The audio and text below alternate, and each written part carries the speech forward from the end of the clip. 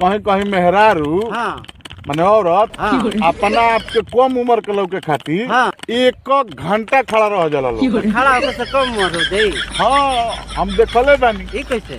हाँ एगो बस में जात रही हाँ तो देखनी हाँ दूगो औरत लोग चढ़ली तो एगो महिला सीट खाली रहे। हाँ तो दोनों जनी अपने में झगड़ा कैले बड़ी। एगो औरतिया कहस हाँ कि हम पहले से सीट रोकले बानी। हाँ एक जनी कहस कि ना पहले से हम सीट देखले बानी। हाँ दोनों जने झगड़ा करके लास्ट में कंडक्टर के बोले ले लोग। हाँ लोकरो दिमाग खराब। हाँ कहलक कि ये बहन जी एगो काम करी जा हाँ रउरा दोनों आदमी में जो ज्यादा उम्र के बा अच्छा उ सीटवा पर बैठ जाए। अब ई दोनों जने जान जा कि ऊ कहस ए दीदी रउरा बैठ जाई ना। हाँ वो उनका कहता है ना दीदी रउरे बैठ जाए। ए दीदी रउरा बैठ जाए।